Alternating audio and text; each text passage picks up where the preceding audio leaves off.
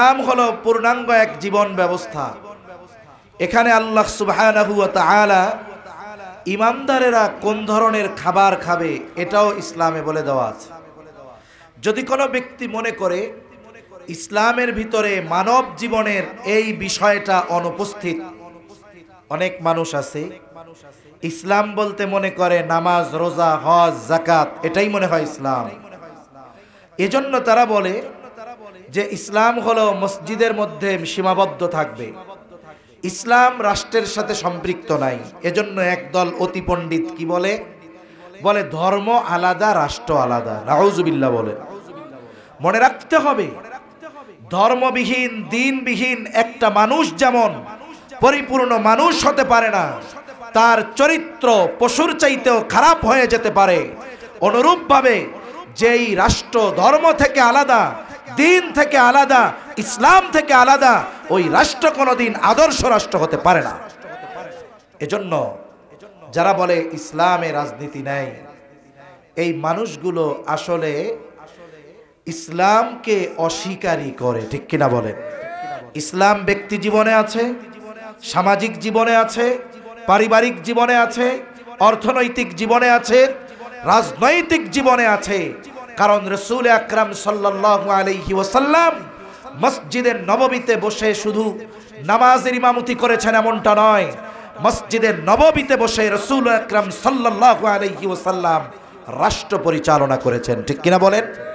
মসজিদে নববীর মেম্বারে বসে রাসূল আকরাম সাল্লাল্লাহু আলাইহি ওয়াসাল্লাম রায় দিয়েছেন, বিচার করেছেন। এজন্য যারা বলে মসজিদ হলো শুধু ইবাদতের জায়গা, নামাজের জায়গা, এরা অনেক বড় ভুলের মধ্যে আছে। প্রক্রান্তরে ইসলামের বড় একটি বিধানকে তারা সরাসরি অস্বীকার করতেছে। ইসলাম জীবনের ক্ষুদ্র থেকে ক্ষুদ্রতীত, বৃহৎ থেকে বৃহত্তর সব বিষয়ের সমাধান দিয়েছে কি দেয় নাই? ইসলাম তো আমাকে জানিয়ে দিয়েছে যে রাতের বেলা যদি ঘুমাতে হয় বাতি বন্ধ করে ঘুমাতে হবে, ইসলাম এটাও জানিয়ে দিয়েছে। কিভাবে খেতে হবে ইসলাম এটাও বলে দিয়েছে। আপনার আমার জরুরত আসে কিভাবে এটা সারতে হবে, ইসলাম এই বিষয়টাও বলে দিয়েছে। সাথে সাথে রাষ্ট্র কিভাবে পরিচালনা করতে হবে, কোন অপরাধের কি শাস্তি হবে, ইসলাম রাষ্ট্র পরিচালনার পদ্ধতিও বলে দিয়েছে, ঠিক কিনা বলেন? এজন্য মানব জীবনের এমন কোনো দিক নাই যেই দিকটার সমাধান ইসলাম আমাদেরকে দেয় নাই। এজন্য ইসলাম পূর্ণাঙ্গ এক জীবন ব্যবস্থা। ইসলাম কি মুমিন খাবে, কোনটা তার জন্য বৈধ, কোনটা অবৈধ, এ টু জেড সব কিছুর সমাধান ইসলামে আছে না নাই? এজন্য ইসলাম হলো কমপ্লিট কোড অফ লাইফ। এই জীবনের প্রত্যেকটা দিক ইসলাম আমাদেরকে জানিয়েছে, শিখিয়েছে। কিন্তু আফসোস, আমরা কিছু মানুষ শুধু নামাজ রোজার মধ্যেই ইসলামকে সীমাবদ্ধ করে ফেলেছি। এটা সমীচীন নয়।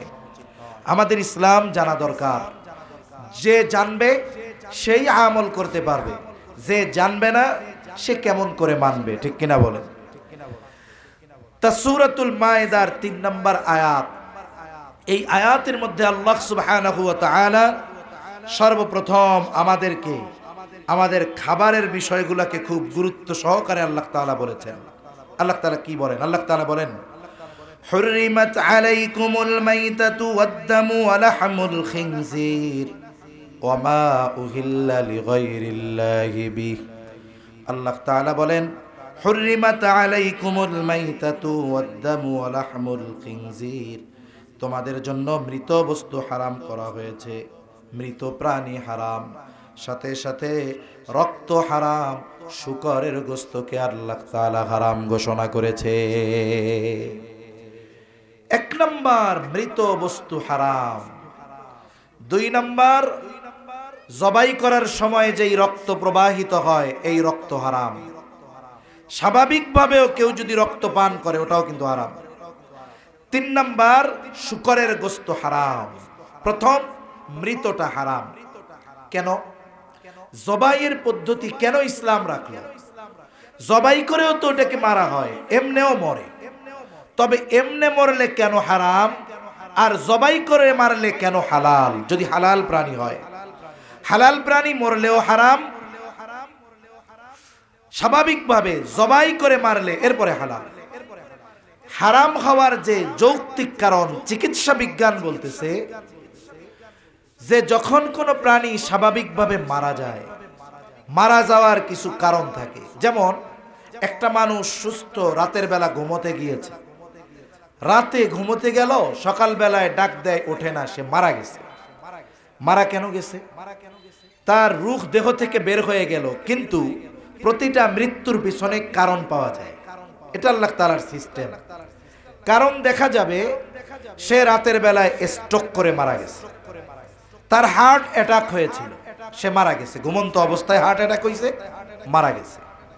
স্বাভাবিকভাবে যখন কোনো প্রাণী স্বাভাবিকভাবে মারা যায়, বলে ওই মৃত্যুর কারণে তার দেহের ভেতরে তার রক্তটা আস্তে আস্তে জমাট বাঁধে, রক্ত প্রবাহিত হওয়া বন্ধ হয়ে যায়। মানুষ যখন মারা যায় তার হার্টের পাম্পিং বন্ধ হয়ে যায়। ডাক্তার দেখবেন এই জায়গায় হাত দিয়ে পরীক্ষা করে, কি দেখে? দেখে যে রক্ত চলাচল হচ্ছে কিনা। একটা উদাহরণ দিই, বলেন তো আপনাদের এই পাশে নদী আছে না? নদীটা প্রবাহমান, পানি সব সময় প্রবাহিত হতে থাকে, চলাচল করতে থাকে। এই নদী অন্য নদীর সাথে কানেকশন, আস্তে আস্তে ওইটা সাগরে গিয়ে মিশছে। কিন্তু এই নদীর আশেপাশে যদি কেউ ময়লাও ফেলে, প্রবাহিত পানি হওয়ার কারণে এর দূষিত পানি আস্তে আস্তে চলে যায়। কিন্তু যদি এমন হয় কোনো জলাশয় বা পুকুর যেখানের পানি প্রবাহ বন্ধ হয়ে গিয়েছে, এখন যদি ওই জায়গায় মানুষ ময়লা ফেলে, সময়ের সাথে সাথে ওই পানি নষ্ট হবে, পানি গন্ধ হবে, ওই পানি পান করার, ব্যবহার করার অনুপযুক্ত বলে বিবেচিত হবে। ঠিক কিনা বলেন? ওই পানির মধ্যে হাজারো জীবাণু, ব্যাকটেরিয়া হবে, ওই পানি পান করলে মানুষ অসুস্থ হয়ে যাবে। অনুরূপভাবে যখন কোনো প্রাণী জবাইবিহীন সাধারণভাবে মৃত্যুবরণ করে, তার রক্ত প্রবাহ বন্ধ হয়ে যায়। একটা মানুষ মারা যাওয়ার পর কবরে রাখার পরে 2-3 দিনের মধ্যে দেহে পচন ধরে যায়, পোকা লাগা শুরু হয়ে যায়। অনুরূপভাবে যখন কোনো প্রাণী জবাইয়ের মাধ্যমে নয় স্বাভাবিকভাবে মৃত্যুবরণ করে, তারও রক্ত প্রবাহিত বন্ধ। তখন কি হয়? বলে ওই রক্তটা মুহূর্তের ভিতরে ব্যাকটেরিয়া ওর মধ্যে জন্ম নেয়, ওর মধ্যে বিভিন্ন জীবাণুর জন্ম নেয়। এখন ওইটা গোস্তের সাথে মিশে, ওইটা স্বাভাবিকভাবে খাওয়া মানুষের জন্য ক্ষতিকর। কিন্তু ইসলাম এই ক্ষতির দিকে নজর রেখেই ইসলাম 1500 বছর আগে হালাল প্রাণী যদি জবাইবিহীন সাধারণভাবে মৃত্যুবরণ করে, ওই প্রাণীকেও আল্লাহ তাআলা ভক্ষণ করা নিষিদ্ধ করে দিয়েছেন। তবে সমুদ্রের যেই মাছ, এটার ক্ষেত্রে ভিন্ন বিষয়। ইসলাম মানার ক্ষেত্রে যৌক্তিকতাকে প্রাধান্য না দিয়ে আল্লাহর আদেশকে প্রাধান্য দিতে হবে বেশি। এরপরে রক্তকে আল্লাহ তাআলা হারাম ঘোষণা করেছেন। এমনি রক্ত পান করা যেমন হারাম, বলে জবাই দেওয়ার পরে প্রাণীর দেহ থেকে যেই রক্ত বের হয়, বলে এটাও হারাম। এখন জবাই দেওয়া হলো, জবাই দেওয়ার মাধ্যমে রক্ত যখন প্রবাহিত হয়, বলে রক্তের সাথে যত দূষিত কিছু ওই প্রাণীর মধ্যে থাকে সব বের হয়ে যায়। তবে গোস্তের সাথে যেই রক্তটা লেগে থাকে, কোরবানির সময় আমরা জবাই করি, জবাই করার পরে রক্ত সব বের হয়ে গেল, এরপরে গোস্ত কাটা হলো, এই সময় যেই রক্ত থাকে, এটা যদি কেউ গোস্ত না ধুয়ে সরাসরি রান্না করতে দিয়ে দেয়, অসুবিধা নেই।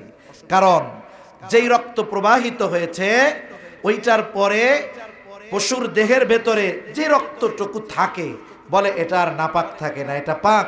এটা রান্নার সময় কেউ যদি রান্না করে খাইতে পারে, কেউ যদি চায় এটাকে ধুয়ে ফেলবে, পরিষ্কার করে খাবে, সে চাইলেও সেটা খেতে পারে। তাহলে রক্তের মধ্যে অনেক ধরনের জীবাণু থাকে। দেখেন, যখন কেউ কোনো অসুস্থ হয়, অধিকাংশ সময় ডাক্তারের কাছে গেলে সে ব্লাডের কয়েক ধরনের পরীক্ষা নিরীক্ষা দেয় না? যে বি ভাইরাস আছে কিনা, অন্যান্য কোনো জীবাণু রক্তের সাথে আছে কিনা, রক্তে কোলেস্ট্রল কেমন। তার মানে বোঝা গেল মানুষের রক্তের মধ্যে অনেক ধরনের রোগ বালাই জীবাণু থাকতে পারে। এটা যৌক্তিক কারণ। তবে রক্তকে হারাম ঘোষণা করেছেন কে? আল্লাহ। এরপরে আল্লাহ তাআলা বলেন শূকরের গোশত হারাম। শূকর হলো একটা নোংরা প্রাণী। দেখবেন যেইখানে যত ময়লা আছে, যত ময়লা এর মধ্যে শূকর যায়। স্বাভাবিকভাবে অপরিচ্ছন্ন প্রাণী, আল্লাহ তাআলা এটাকে হারাম ঘোষণা করেছেন। শুধু তাই না, আধুনিক সায়েন্স বলতেছে, বিজ্ঞান বলতেছে, যারা শূকরের গোশত খায় এটা খাওয়ার কারণে সূক্ষ্ম এক ধরনের কৃমি হয়, কৃমি বলে এই কৃমিগুলো এত সূক্ষ্ম ওইটা পেটে থাকে না, ওটা মানুষের দেহের যে কোনো জায়গায় হতে পারে, বরং এই শূকরের গোশত ভক্ষণ তার মৃত্যুর কারণ হয়ে যেতে পারে। আমাদের কথা হলো আল্লাহ হারাম করেছেন, যৌক্তিকতা দেখার সুযোগ নেই, কিন্তু বিজ্ঞানের কল্যাণে এর যৌক্তিকতা আমরা পাই। দেখুন আরেকটা বিষয়, আমাদেরকে আল্লাহ তাআলা যেই সব প্রাণী খাওয়া হালাল করেছেন আমাদের জন্য, এরা কেউ হিংস্র প্রাণী না, এরা মাংসশাসী প্রাণী না। গরু কি খায়? বলে গরু খায় ঘাস, পাতা, লতা, এগুলা খায়।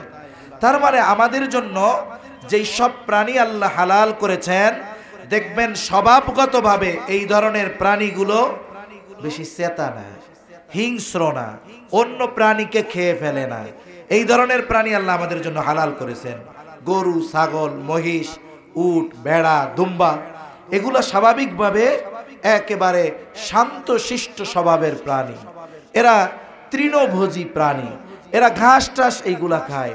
কিন্তু হিংস্র প্রাণী যেগুলো দেখুন, এগুলো আমাদের জন্য ইসলাম হালাল করে নাই।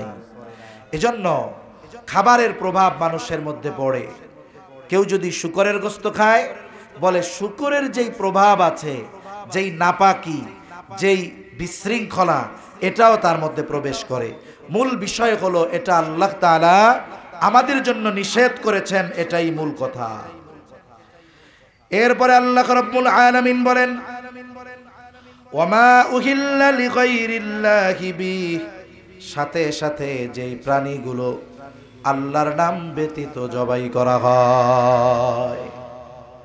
প্রথম অবস্থায় প্রাণী হালাল হতে হবে, সাথে সাথে জবাইটাও আল্লাহর নামে হতে হবে। কোন ব্যক্তি যদি এমনটা করে, আমাদের দেশে অনেকে আছে মানত করে বাবার নামে, মাজারে, আছে না? জোরে বলেন, আছে না? নাই? মানত করছে মাজারের নামে, বাবার নামে। এই ধরনের প্রাণী যদি আল্লাহর নামে জবাই দেয় বিসমিল্লাহ বইলা, এটা তাও হালাল হবে না।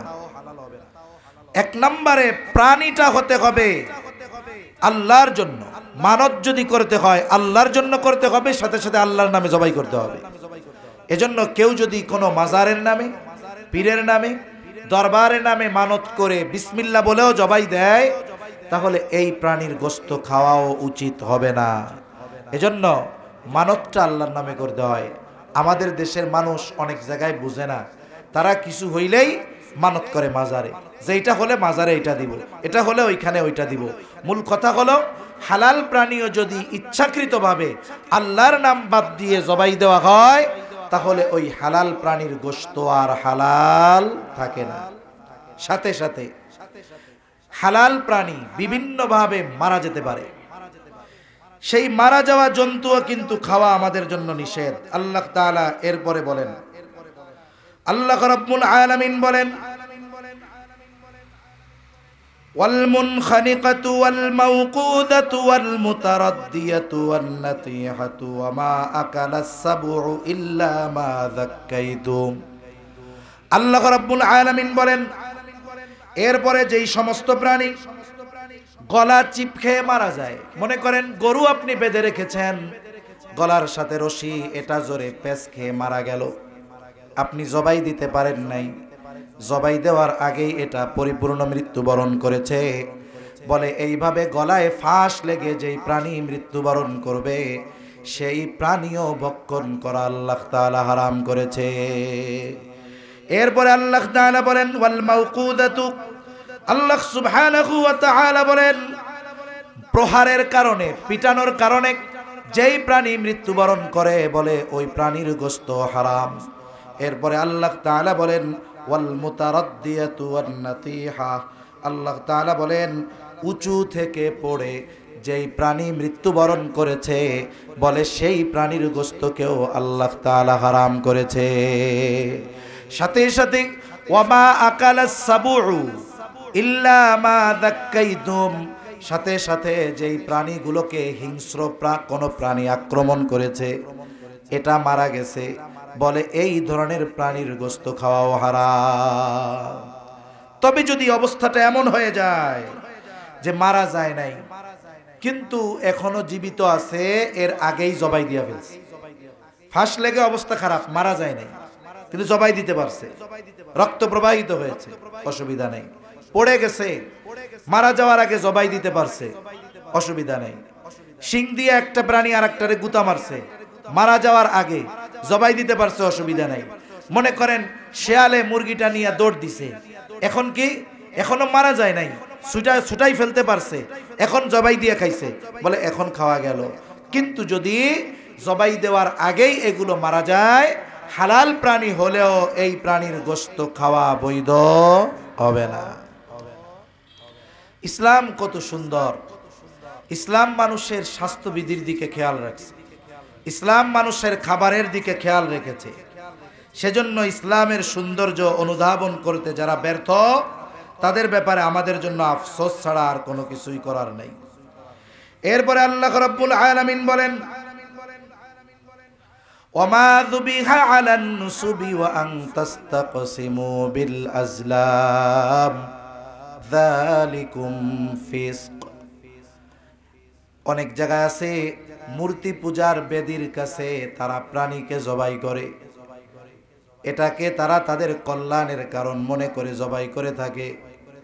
সাথে সাথে ওয়া আন তাসতাকসিমু বিল আজলাম, আল্লাহ রাব্বুল আলামিন তীর নিক্ষেপের দ্বারা ভাগ্য নির্ধারণ করা, এটাকে আল্লাহ নিষেধ করেছেন।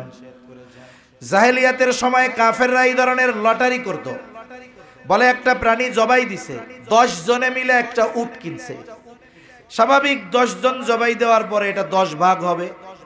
এখন এরা লটারি করত, কি তীর নিত 10টা, এখন একটা তীরের মধ্যে লিখতো 2 ভাগ, আর একটায় 3 ভাগ, আর গুলোয় 1 ভাগ 1 ভাগ 1 ভাগ। এখন 10 ভাগ যদি 10টা তীরে লিখতে যায়, এক তীরে যদি 2 ভাগ লেখে তাইলে একটা তীর থাকবে ফাঁকা, আর একটায় যদি 2 ভাগ লেখে আর একটা থাকবে ফাঁকা। এইভাবে কিছু তীর ফাঁকা থাকতো আর কিছু তীরের মধ্যে একাধিক অংশ লেখা থাকতো। ভাগ্য পরীক্ষা কি, এইবার তুনিরের মধ্যে তীরগুলাকে ভরে দেওয়া হইতো। লটারি দেখছেন না, এরকম কাগজের মধ্যে লেখার পরে একটা ডিব্বার মধ্যে দিয়ে নড়াচড়া দেয়, কয় উঠাও। এইবার ওই নড়াচড়া দিয়া কইতো উঠাও তীর, একজন উঠাইছে, এর উঠছে ফাঁকা, তার মানে ও শেষ। আর একজন উঠাইছে, এর উঠছে 2টা, এই যে ও 2টা ভাগের মালিক হয়ে গেছে একটার দাম দিয়ে। এইভাবে করতো। আর একটা করতো কিভাবে, তারা যখন কোনো কাজকে নিজেদের জন্য সংশয় মনে করতো যে এই কাজটা করব, এটা আমার জন্য কল্যাণ হবে না অকল্যাণ হবে, এই চিন্তা করে তারা তাদের সবচাইতে সম্মানের দেবতা যেটা ছিল এটার নাম হলো হবল। বাইতুল্লাহর মধ্যে যেই মূর্তিগুলা ছিল এর মধ্যে তাদের কাছে সম্মানিত মূর্তি ছিল হবল। এর সামনে 2টা তীর রাখতো, একটার মধ্যে লেখা রাখতো যে আমার রব আমাকে এই কাজের আদেশ দিয়েছেন, আর একটার মধ্যে লেখা থাকতো নাহানি রব্বি, আমার রব আমাকে এটা মানা করেছেন। এইবার ও ওইখানে যাইয়া এই 2 তীরের মধ্য থেকে লেখা তো নিচে থাকতো, দেখা যাইতো না, নড়াচড়া দিয়ে একটারে উঠাইতো। যদি দেখতো যে আমার অনি রব্বি লেখা উঠছে, যে আমার রব আমারে আদেশ করছে, তাইলে ওই কাজটা সে করতো। আর যদি আসতো নাহানি রব্বি, আমার রব আমারে মানা করছে, তাইলে ওই কাজ আর করতো না। আমাদের দেশেও ওইভাবে না করলেও মুসলমানরা এই ধরনের কিছু কাজ করে। আমাদের মা বোনরা অনেক সময় বুঝে না, মনে করেন একজন দরজা দিয়ে বের হইতে গেছে, এখন ধাক্কা খাইছে, একটু স্বাভাবিক লাগতেই পারে, কেন না যাইস না, এখন গেলে অমঙ্গল হবে। এখন বলেন তো, মঙ্গল অমঙ্গল, কল্যাণ অকল্যাণের মালিক কে? জোরে বলেন কে? এজন্য এই জুয়ার মাধ্যমে, লটারির মাধ্যমে, তীর নিক্ষেপের মাধ্যমে এই ধরনের ভাবে ভাগ্য পরীক্ষা এটা এত করেছে। আমাদের সমাজে জুয়া আছে না নাই? জোরে বলেন আছে না নাই? বিভিন্ন জায়গায় আফসোসের কথা বলতে হয়, সিলেটের মানুষ তো উলামায়ে কেরামের সোহবতের কারণে দ্বীনের বুঝ একটা সাধারণ মানুষের মধ্যেও আছে, আলহামদুলিল্লাহ। হুসাইন আহমদ মাদানী রহমাতুল্লাহ আলাই সিলেটের জমিনে বেশি বেশি আসতেন। সিলেটে বাংলাদেশের প্রখ্যাত উলামা হযরত বুজুর্গানে দ্বীনের অবস্থান এই সিলেটে, যার কারণে মানুষের মধ্যে এনাদের মেহনতের কারণে দ্বীনের বুঝ আছে। অনেক জায়গায় মাহফিল হয়, আফসোস লাগে মাহফিলকে কেন্দ্র করে এই ধরনের জুয়ার আসর, চরখার মাধ্যমে জুয়া, ছক্কার মাধ্যমে জুয়া, কাগজের মাধ্যমে জুয়া, এগুলো চলতে থাকে। এরপরে ফুটবল খেলা, ক্রিকেট খেলাকে কেন্দ্র করে জুয়া খেলে। আজকে আসতেছি, কয়েকদিন আগেই মনে হয় পড়লাম, আজকেও একটু পড়ছি যে দেখুন এই যে ক্রিকেট খেলা হচ্ছে মনে হয় এখন বাংলাদেশের মধ্যে, যে কোনো একটা বড় নামকরা খেলা, জুয়া কেমনে হয়?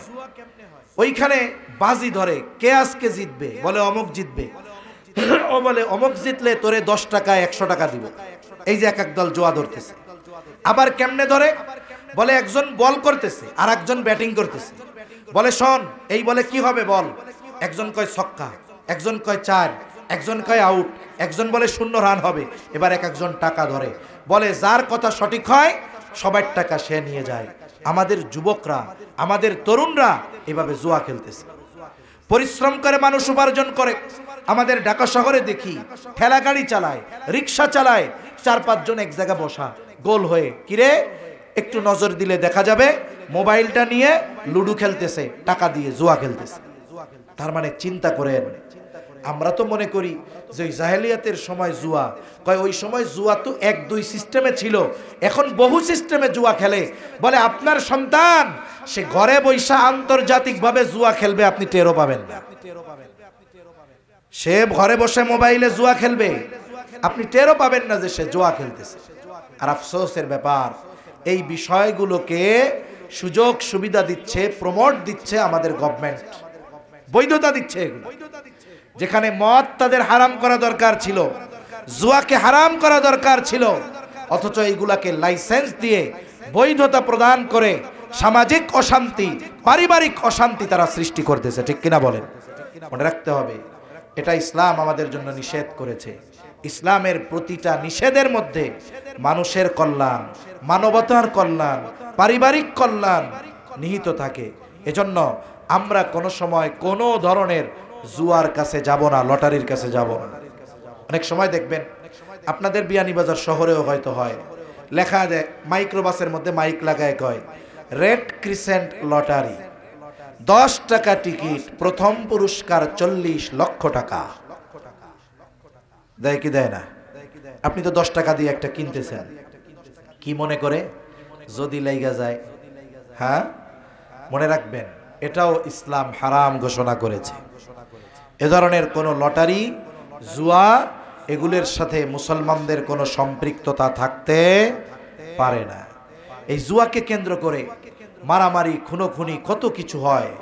এই যে কয়েক বছর আগে ক্যাসিনো সম্রাট ধরা পড়ছিল না, ক্যাসিনো সম্রাট, আধুনিক লেভেলের জুয়া এইগুলা। সেজন্য এই ধরনের পাপাচার, অনাচার ইসলাম আমাদেরকে নিষেধ করেছে। আমরা এগুলো থেকে বেঁচে থাকবো, সকলে বলেন ইনশাআল্লাহ। এখন মনে করেন এই কাজগুলো তো কাফেররা সব করে, মুসলমানরা এগুলো বাদ দিবে।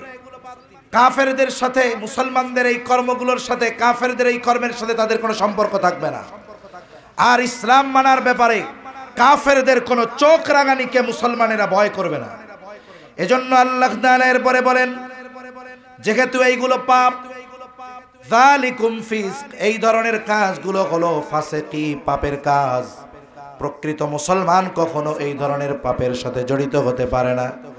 এরপরে আল্লাহ তাআলা বলেন, আল ইয়াউমা ইয়াইসাল্লাযীনা কাফারু মিন দীনিকুম ফালা তাখশাউহুম ওয়াখশাউনি। আল্লাহ সুবহানাহু ওয়া তাআলা বলেন, আজ তোমরা তোমাদের দ্বীনের ব্যাপারে হতাশ হয়ে পড়েছ, হতাশার কোনো কারণ নাই। আল্লাহ সুবহানাহু ওয়া তাআলা বলেন, কাফেরদেরকে তোমরা ভয় করো না, ফালা তাখশাউহুম ওয়াখশাউনি, তাদেরকে তোমরা ভয় করো না, তাদের ব্যাপারে তোমরা বিচলিত হয়ো না। ওয়াখশাউনি, বরং আমি আল্লাহ তাআলাকে তোমরা ভয় করো। কাফেররা যতই প্রভাব আমাদের উপরে বিস্তার করুক না কেন, কারণ পরিপূর্ণ যদি হালালের উপরে চলতে চাই, হারাম থেকে বাঁচতে চাই, কাফেরদের ভয় ভীতি আমাদের সামনে আসতে পারে, কিন্তু আল্লাহ তাআলা মুমিনদেরকে জানায় দেন দিন মানার ব্যাপারে তোমরা হতাশ হবা না, কাফেরদেরকে ভয় করবা না। ফালা তাখশাউহুম ওয়াখশাউনি, বরং তোমরা আমি আল্লাহ তাআলাকে ভয় করো। আমরা অনেক সময় হতাশ হয়ে যাই, মুমিন হতাশ হবে না দিন মানার ব্যাপারে, কারণ আল্লাহ সুবহানাহু ওয়া তাআলা মুসলমানদেরকেই চূড়ান্ত বিজয় দান করবে। এজন্য অনেক মানুষ ইউরোপ আমেরিকা বিভিন্ন দেশে থাকে, বাংলাদেশে থেকেও এরা কাফেরদের ব্যাপারে ভীত সন্ত্রস্ত থাকে। মনে রাখতে হবে, আমার দিন একদিকে, আমার দুনিয়া আর একদিকে। আমি আপনি যদি পরিপূর্ণ দিনের উপরে চলতে চাই, হাজারো বাধা আসতে পারে, হতাশা আমাকে পেয়ে বসতে পারে, কিন্তু আমি কখনো নিরাশ হব না, কারণ মুমিনকে আশাহত হতে নিষেধ করেছেন কে? আমরা আল্লাহর রহমতের ব্যাপারে প্রত্যাশী। এজন্য আল্লাহ তাআলাও বলেন লা তাকনাতু মির রাহমাতিল্লাহ, তোমরা আমার রহমতের ব্যাপারে নিরাশ হবা না। এজন্য ভাইরা আমার, ইসলাম আমাদেরকে পরিপূর্ণ এক জীবন ব্যবস্থা দিয়েছে। এ কথা আল্লাহ জানাচ্ছেন যে আমার বান্দারা, তোমরা কি মনে করো যে ইসলাম অপূর্ণাঙ্গ? এটা মনে করার কোনো সুযোগ নাই। ইসলাম আমাদেরকে জীবনের প্রতিটা ক্ষেত্রে পরিপূর্ণ সুন্দর বিধান আমাদেরকে দান করেছে, যা পৃথিবীর অন্য কোনো দর্শন জীবন ব্যবস্থা তার অনুসারীদেরকে প্রদান করতে পারে নাই। এজন্য আমরা ভয় করব কাকে? আল্লাহকে ভয় করে আল্লাহর নিষেধগুলো থেকে আমরা বিরত থাকব। এই আয়াতের পরবর্তী অংশের ব্যাপারে তাফসীরের মধ্যে এসেছে যে রাসূল আকরাম সাল্লাল্লাহু আলাইহি ওয়াসাল্লামের সাহাবী খলিফাতুল মুসলিমিন হযরত ওমর রাদিয়াল্লাহু তাআলা আনহুর সময় একজন ইহুদি হযরত ওমর রাদিয়াল্লাহু তাআলা আনহুর কাছে এসে বলে, খলিফাতুল মুসলিমিন, আপনাদের কোরআনে এমন একটা আয়াত আছে যেই আয়াত আল্লাহ তাআলা আপনাদের নবীর উপরে নাজিল করেছেন। যদি ওই আয়াতটা তাওরাতের উপরে নাজিল হতো, যেই দিন নাজিল হতো ওই দিনটাকে আমরা ঈদের দিন বানায় ফেলতাম। হযরত ওমর রাদিয়াল্লাহু তাআলা আনহু জিজ্ঞাসা করে, কোন সে আয়াত? এইবার ইহুদি বলে, আল ইয়াউমা আকমালতু লাকুম দীনাকুম ওয়া আতমামতু আলাইকুম নি'মাতি ওয়া রাদিতু লাকুমুল ইসলাম দীনা। এই আয়াত হযরত ওমর রাদিয়াল্লাহু তাআলা আনহু বলেন, আল্লাহর শপথ, এই আয়াত কোন দিন কোথায় কার উপরে নাজিল হয়েছে আমি জানি। এই আয়াত নাজিল হয়েছে আরাফার ময়দানে বিদায় হজের সময় জুমার দিন রাসূল আকরাম সাল্লাল্লাহু আলাইহি ওয়াসাল্লামের উপরে। এই আয়াতের মধ্যে আল্লাহ তাআলা প্রথমে ঘোষণা দিলেন, আল ইয়াউমা আকমালতু লাকুম দীনাকুম, আজকের এই দিন আমি তোমাদের জন্য তোমাদের দিন তথা তোমাদের জীবন ব্যবস্থাকে পূর্ণাঙ্গ ঘোষণা করলাম। তাহলে দিন শব্দের অর্থ হলো জীবন ব্যবস্থা। তার মানে জীবন পরিচালনা করতে যত কিছু দরকার সব কিছুর পূর্ণাঙ্গ সমাধান যিনি দিয়েছেন তিনি কে? আমাদের ইসলাম পরিপূর্ণ। ইসলাম কোনো জায়গায় অপূর্ণাঙ্গ নাই, সব ক্ষেত্রে পূর্ণাঙ্গ। এখন এরপরে আল্লাহ তাআলা বলেন, আজকে দিনকে পরিপূর্ণ করলাম। এরপরে বলেন, ওয়া আতমামতু আলাইকুম নি'মাতি, আল্লাহ তাআলা বলেন, আজকে আমি তোমাদের উপর আমার নিয়ামতকে পরিপূর্ণ করে দিলাম। এখানে দুটো জিনিসের কথা আল্লাহ পাশাপাশি ঘোষণা করেছেন। এক নাম্বার দিন পরিপূর্ণ করলাম, দুই নাম্বার নিয়ামত পরিপূর্ণ করলাম। এই দুইটা জিনিস পাশাপাশি আল্লাহ তাআলা বলেছেন। তার মানে এই আয়াত নাজিল করার আগে দিনও পরিপূর্ণ আল্লাহ ঘোষণা করেন নাই, নিয়ামতও পরিপূর্ণ করেন নাই। তার মানে বুজুর্গানে দিন বলেন, আল্লাহ তাআলা দিন পরিপূর্ণ করার সাথে সাথে নিয়ামত পরিপূর্ণ করার ঘোষণা দিয়েছেন। এর দ্বারা এটাই বোঝা যায়, যারা পরিপূর্ণ দিন অনুসরণ করবে আল্লাহ তাআলা তাদেরকেই পরিপূর্ণ নিয়ামত প্রদান করবে।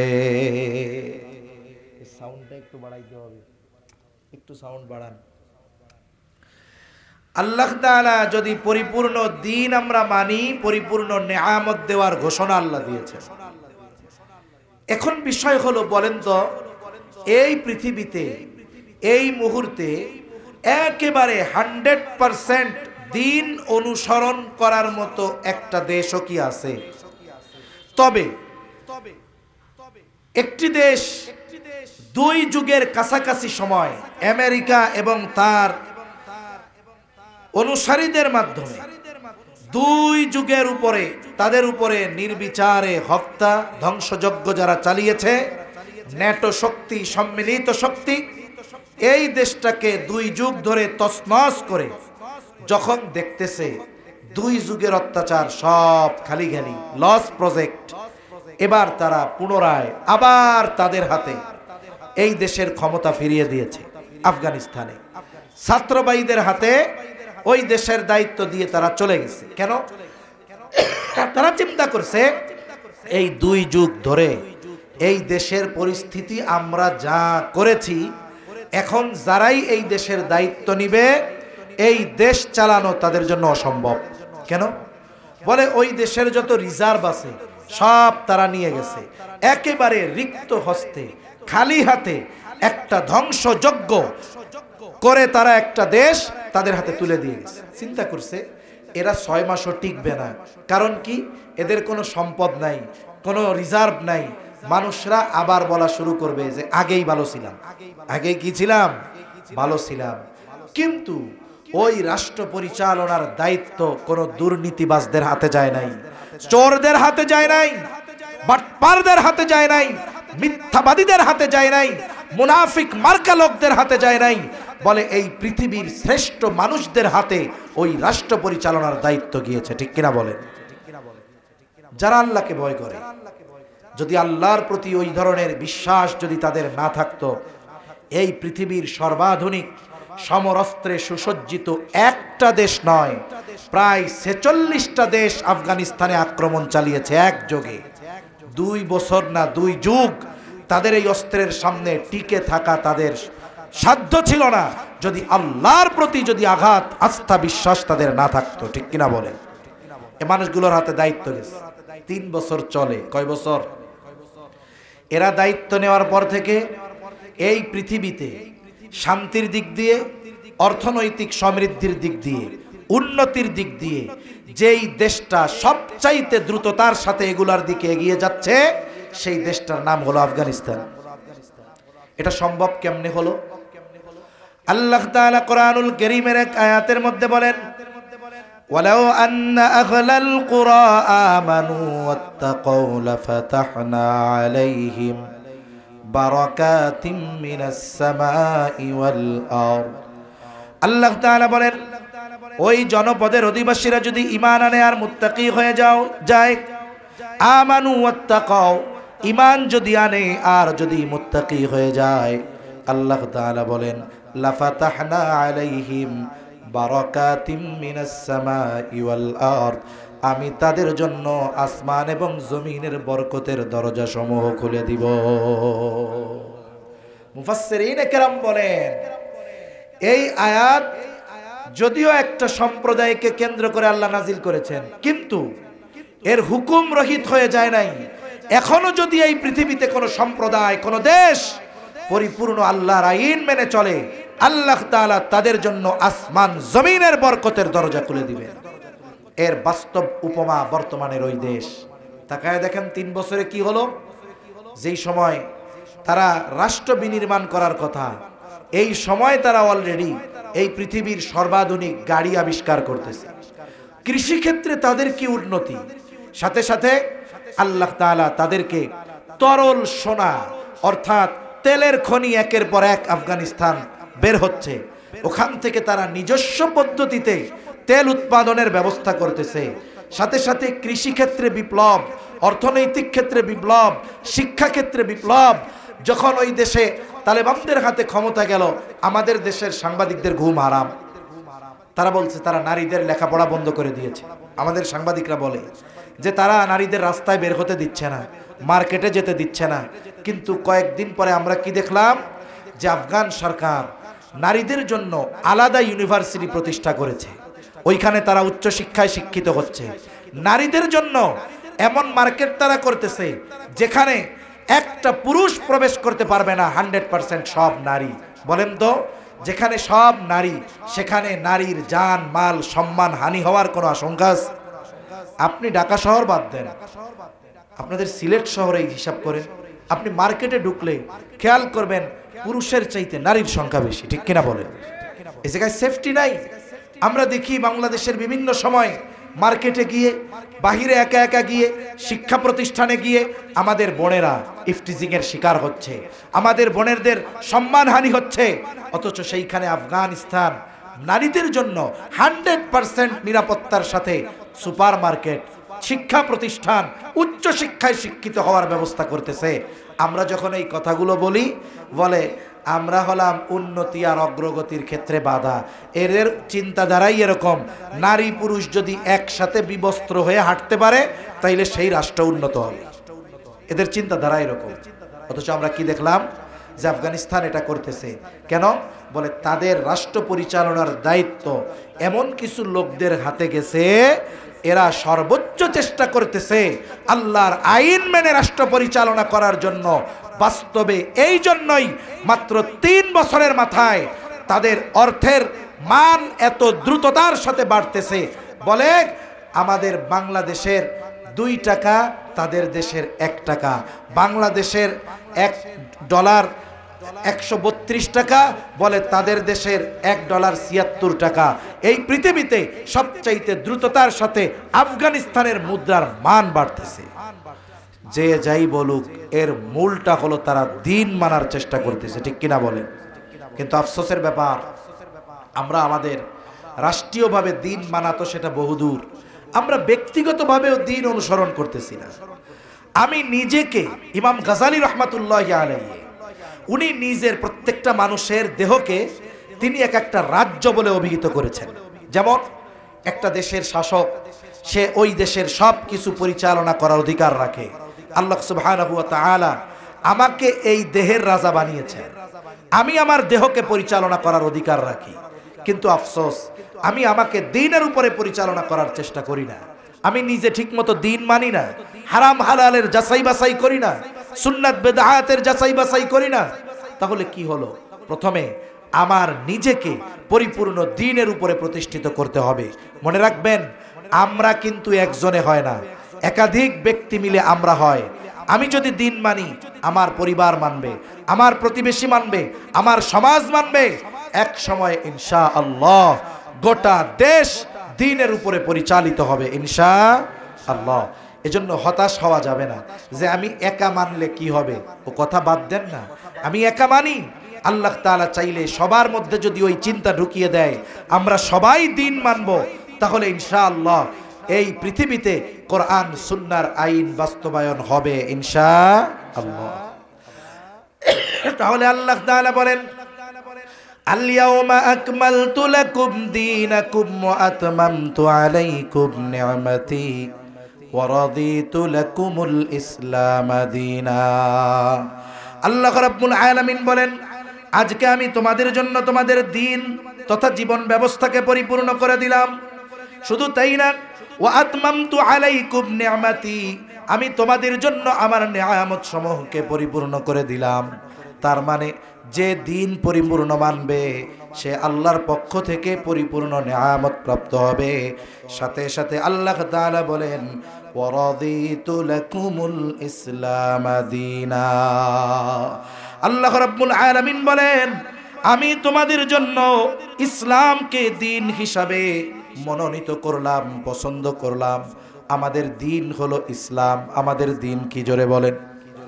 একটা জিনিস মনে রাখতে হবে, আমি জিজ্ঞাসা করলাম, আপনারা জবাব দিয়ে দিলেন, জবাব দিয়ে দিলাম ইসলাম। এই যে কবরের মধ্যে যেই 3 প্রশ্ন হবে, বলে 3 প্রশ্নের এক প্রশ্ন হলো মার রব্বুকা, তোমার রবকে। 2 নাম্বার প্রশ্ন ওমা দীনুক, তোমার দিন কি।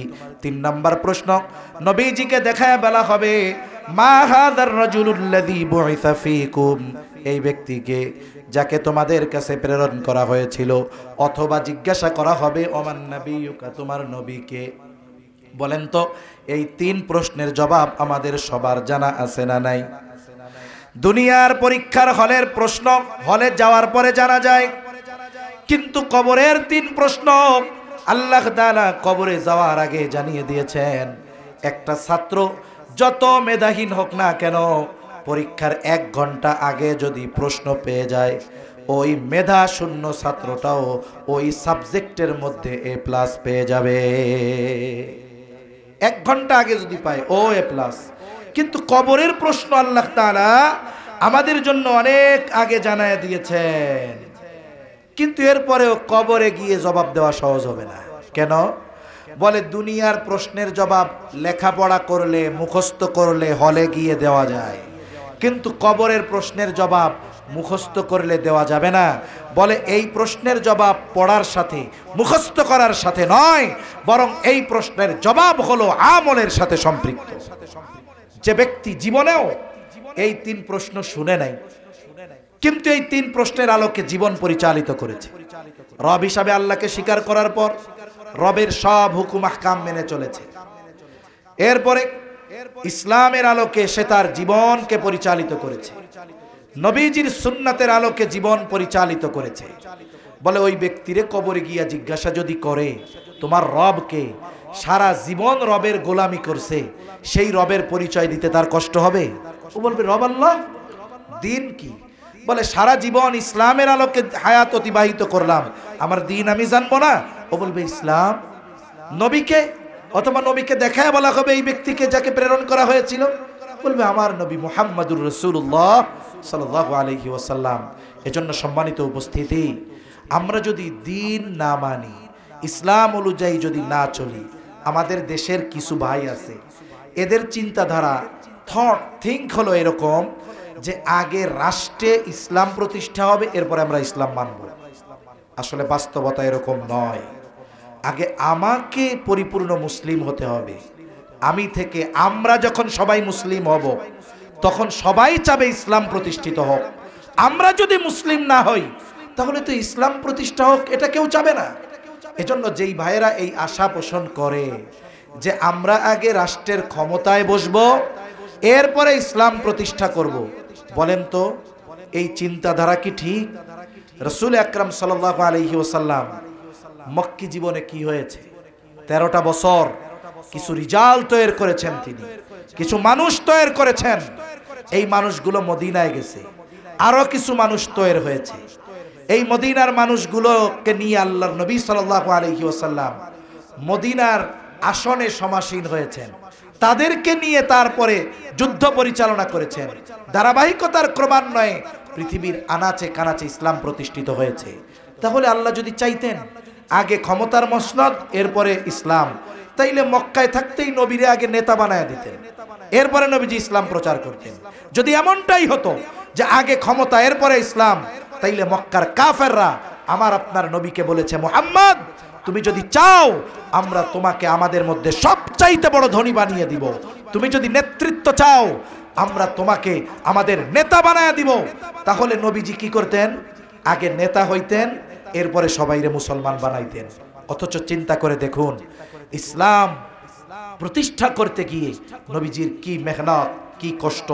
এজন্য ওই চিন্তা আমরা যেই ভাইরা করতেছি যে আগে আমরা ক্ষমতায় যাব এরপরে ইসলাম, না না, আগে আমি মুসলিম হব, আমরা মুসলিম হব, ক্ষমতা প্রতিষ্ঠার প্রচেষ্টা করে যাব। আল্লাহ তাআলা চেষ্টা দেখবে, চেষ্টা। আমি যদি মুসলিম না হই, আমার সমাজের মানুষ যদি মুসলিম না হয়, তাহলে তারা তো ইসলামী শাসন ব্যবস্থা চাবে না, ঠিক কিনা বলেন? আমাদের দেশে যারা মুসলমান সবাই ইসলামকে ভালোবাসে, ওলামায়ে কেরামকে ভালোবাসে, দ্বীনি মাহফিল ভালোবাসে। যার অবস্থা আমরা দেখি, মাহফিলগুলাতে মানুষ আছে, মসজিদে যায়, জুমার দিন যায়, সবাই এগুলোকে পছন্দ করে। কিন্তু ওই মানুষটাকেই যখন বলা হয় এক আইন হোক, চুরি করলে হাত কাটা হবে, ধর্ষণ যদি কেউ করে, ব্যভিচার যদি কেউ করে, যদি বিবাহিত হয় ওইটাকে পাথর মেরে নিক্ষেপ করা হবে, ও বলবে না না না না, এগুলো করা যাবে না। তার মানে বলেন তো, ও কি পরিপূর্ণ মুসলিম হতে পেরেছে? আগে আমাদের পরিপূর্ণ মুসলিম হতে হবে, এরপরে ইসলাম প্রতিষ্ঠার জন্য প্রচেষ্টা তো থাকবেই। তাহলে কি হবে? আমি মুসলিম, এক সময় আমার রাষ্ট্র ইসলামের আলোকে পরিচালিত হবে ইনশাআল্লাহ। এজন্য আমি যদি নিজে ইসলাম পরিপূর্ণ না মানি, আমাকে আল্লাহ জিজ্ঞাসা করবে না যে তুমি রাষ্ট্রীয়ভাবে ইসলাম প্রতিষ্ঠা করো নাই কেন। আল্লাহ কি জিজ্ঞাসা করবে? আমাকে জিজ্ঞাসা করবে তুমি ইসলাম মানো নাই কেন। কিয়ামতের দিন প্রত্যেকটা ব্যক্তিকে যেই 5টি প্রশ্ন করা হবে, এই 5টি প্রশ্ন জবাব দেওয়া ছাড়া এক চুল পরিমাণ কেউ নড়তে পারবে না। দেখুন, ওইখানের 5টা প্রশ্নই মানুষের ব্যক্তির সাথে সম্পৃক্ত, আমার সাথে, নিজের সাথে সম্পৃক্ত। ওখানে আল্লাহ জিজ্ঞাসা করবে না রাষ্ট্রীয়ভাবে ইসলাম কেন প্রতিষ্ঠা করতে পারলা না, আল্লাহ আমাকে জিজ্ঞাসা করবে হায়াত কিভাবে অতিবাহিত করেছো, সম্পদ কিভাবে উপার্জন করেছো, কোথায় ব্যয় করেছো। এইভাবে প্রশ্নগুলো আমার ব্যাপারে জিজ্ঞাসা করা হবে। এজন্য আমাকে আগে পরিশুদ্ধ হতে হবে, আমাকে আগে পরিপূর্ণ মুসলিম হতে হবে। তা না হলে নেয়ামত বঞ্চিত হব দুনিয়ায়, কবরে প্রশ্নের জবাব দেওয়া যাবে না, আখিরাতে জাহান্নামে যাওয়া লাগবে। তা সম্মানিত উপস্থিতি, ইসলাম পরিপূর্ণ এক জীবন ব্যবস্থা। হারাম হালালকে ইসলাম সুস্পষ্ট করে দিয়েছে। এ কথা বলার কোনো সুযোগ নাই যে কোনটা হালাল কোনটা হারাম, ইসলাম এটা আমাদেরকে বলে নাই, এ কথা বলার কোনো সুযোগ নাই। সেই জন্য আজকে থেকে আমাদের দৃঢ় প্রতিজ্ঞাবদ্ধ হব আমরা যে প্রত্যেকটা ক্ষেত্রে আমরা ইসলামকে পরিপূর্ণভাবে মেনে চলব। যেই বিষয়টায় আমার ইসলাম সম্পর্কে জানা নাই, আপনাদের পাশেই বড় দ্বীনি প্রতিষ্ঠান, ওলামা ইকরামের সাথে পরামর্শ করবেন, জানবেন যে হুজুর এটা আমরা কেমনে মানতে পারি। আগের দিন আমার দাদা এক মসজিদের ইমাম ছিলেন। মানুষ ছেলে বিয়া দিবে, মেয়ে বিয়ে দিবে, এটা তাদের পারিবারিক ব্যাপার। এরপরেও ইমাম সাহেবের কাছে আসতো, ওলামা ইকরামের কাছে আসতো যে আপনারা একটু পরামর্শ দেন। যেই ছেলের সাথে মেয়ে বিয়া দিবে ওই ছেলের ব্যাপারে তাকে জানাইতো। যতক্ষণ না ইমাম সাহেব বলতো হ্যাঁ এখানে বিবাহ দেওয়া যায়, ততক্ষণ পর্যন্ত মানুষ বিবাহ দিত না। কিন্তু এখন বিবাহ সহ অন্যান্য ধর্মীয় আচার অনুষ্ঠানে ওলামা ইকরামকে ডাকে কতটুক, বিবাহর অনুষ্ঠানের মধ্যে হুজুর রে খালি বিয়া পড়াইতে ডাকে, এরপরে বলে হুজুর আপনি যান গা, এখন আর এখানে আপনার থাকার মতো পরিবেশ নাই। ঠিক কিনা বলেন? এটা হবে না। বিবাহ শাদীর মধ্যেও ইসলাম আছে না নাই? খাবার দাবারে ইসলাম আছে না নাই? হাঁটা চলার মধ্যে ইসলাম আছে না নাই? প্রত্যেক জায়গায় ইসলাম রয়েছে, অথচ আমরা অজ্ঞ, বেখবর। ইসলাম সম্পর্কে আমাদের জানা নাই, দিন সম্পর্কে ধারণা নাই। অথচ আমরা কি করি? আমরা অন্যের দিন থেকে কাফের মুশরিকদের কালচার আমরা গ্রহণ করতেছি। ইসলাম কি ফকির নাকি?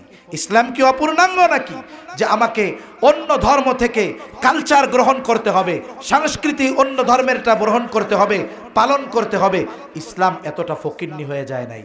এজন্য ইসলাম কালচারাল শিক্ষা দিয়েছে আমাদের, ইসলাম নীতি নৈতিকতার শিক্ষা দিয়েছে। ইসলামের আলাদা সংস্কৃতি আছে, সভ্যতা আছে। মনে রাখবেন, আজকে আপনি আমি যাদেরকে সভ্য জাতি বলে অভিহিত করি, আল্লাহর কসম 200 বছরও হয় নাই ওই অসভ্য জাতিগুলাকে ইসলাম মুসলমানেরাই সভ্যতা শিখিয়েছে। আজকে আপনি আমি ইউরোপ আমেরিকায় যাওয়ার জন্য পাগল পাড়া। এই ইউরোপ আমেরিকা এদেরকে পোশাক পরা শিখিয়েছে মুসলমানেরা, হাত ধুয়ে খাওয়া শিখিয়েছে মুসলমানেরা। কিন্তু আফসোস, আমরা আমাদের নিজস্ব অবস্থান না জানার কারণে আজকে আমরা মনে করি যে আমরা মনে হয় দুর্বল। না না, সাময়িকভাবে হয়তো আমরা একটু অবহেলার শিকার হচ্ছি, কিন্তু চূড়ান্ত বিজয় ইসলামের হবে, মুসলমানদের হবে ইনশাআল্লাহ। হতাশ হওয়ার কোনো কারণ নেই।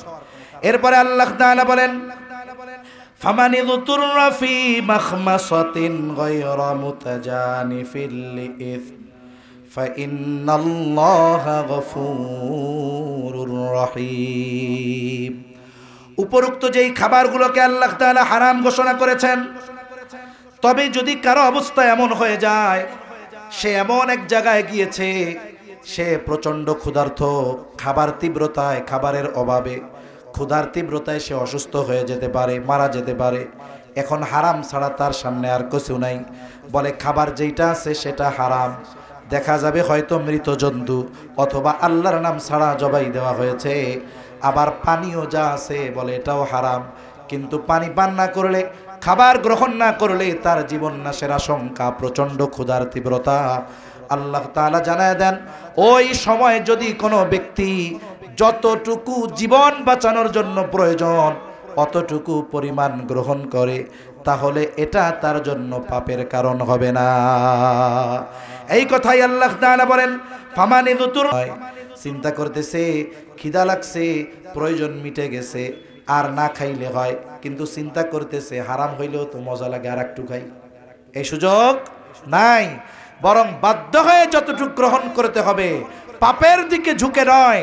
তার মানে মজা করার জন্য নয়, প্রয়োজনের অতিরিক্ত নয়, বলে বাধ্য হয়ে যদি জীবন বাঁচানোর তাগিদে ক্ষুধার তীব্রতায় এতটুকু যদি কেউ গ্রহণ করে, আল্লাহ তাআলা বলেন এটা তার জন্য পাপের নয়, বরং আল্লাহ তাআলা তাকে ক্ষমা করে দিবেন। কারণ সে অপারগ, কারণ সে কি বলেন, অপারগ হয়ে করতেছে। আল্লাহ তাআলা সাথে সাথে বলেন ফাইন্নাল্লাহ গফুরুর রহিম, নিশ্চয়ই আল্লাহ তাআলা ক্ষমাশীল, পরম দয়ালু।